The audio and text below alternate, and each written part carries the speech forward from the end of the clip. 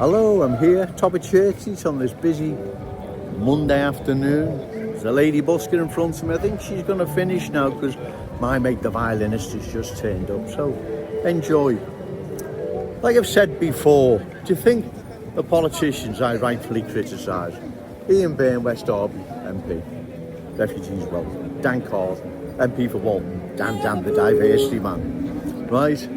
Ricky Tomlinson, Liam Thorpe, political head of Liverpool, I hope. I've said before, do you think they can't see the cultural change? Do you think maybe for some bizarre reason they don't see it the way I see it and the rest of the people of Liverpool see it? Maybe they don't. But then on saying that, what do they see when they go to London? Politicians, that is. Where they work and at times live. What do they see when they're there? Well, they'll see cultural change. The same cultural change now sinking roots in our glorious city and our cherished city centre. Right? They will see the same what they've been seeing in London. So they can see it. Of course they can see it, just like I can, and the rest of the good people of Liverpool can. They are watching their communities change and change and change.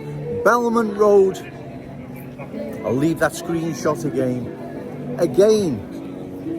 That's an indication the speed at which cultural change is transforming long-standing proud Scouse communities.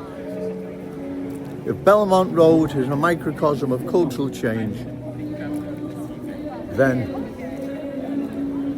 cultural change is sweeping across Anfield faster than even Joe Owen thought, right? You see, they can see it. They know exactly what is happening, right? Just like the good people of Liverpool can see it and know what's happening. There is a cultural change underway without a doubt.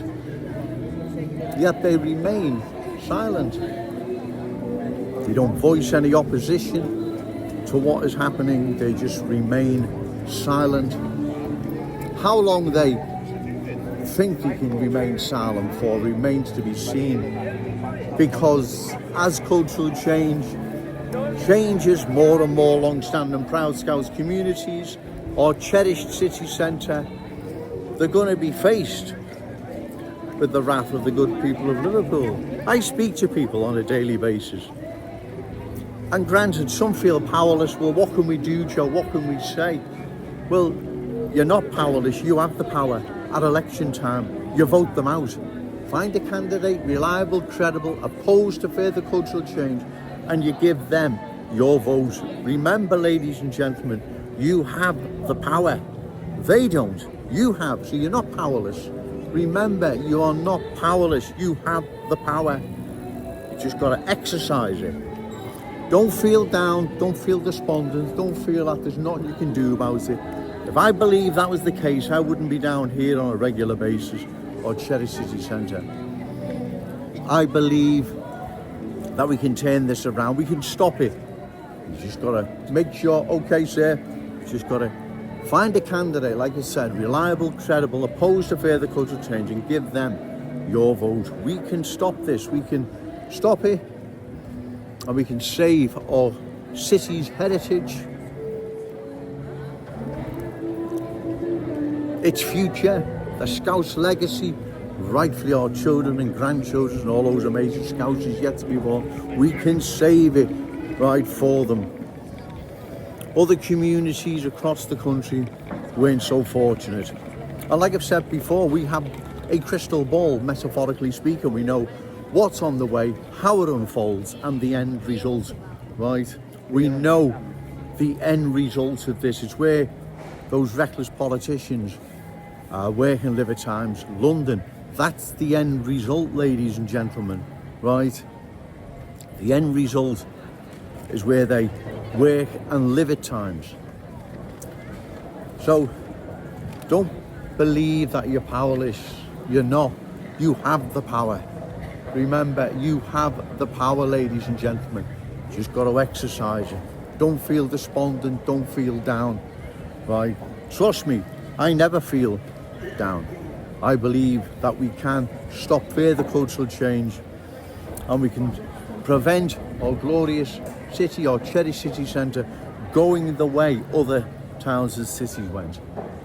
Like I've said, they weren't fortunate to have, metaphorically speaking, a crystal ball warning them what's on the way, how it unfolds, and the end result.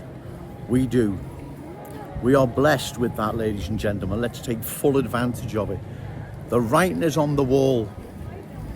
They've just got to now take action, right? Because these other places didn't know how all this was going to unfold and the end result until it did. We know how it unfolds and the end result. We would be foolish, reckless even, not to take advantage of this. The new arrivals, like I've said before, they are not messing about. They are playing for keeps. They're giving nothing back. This is our city. Nothing personal against any new arrivals making their home here in our city, right? Whether or not they embrace the Scouse fam or not. But long term, this is going to be disastrous, ladies and gentlemen. I wouldn't be down here if I thought others. I have watched, right, what has happened to other towns and cities, right? Like I've said, they weren't fortunate to be in possession of a crystal ball, metaphorically speaking. We are. We know what's on the way, how it unfolds, and the end result. We must take full advantage of this, ladies and gentlemen, right? Because if we don't, we will go the same way all those once unique, proud communities went. There is only one Scouse Liverpool. There is only one Scouse people. There's no stand-ins, there's no replacements, right? There's just us, right? Go and have a cup of coffee now, ladies and gentlemen. I may do another video later, but remember, say no to cultural change, yes to Scouse pride. Shout it out loud, Scouse and proud. Okay, thank you.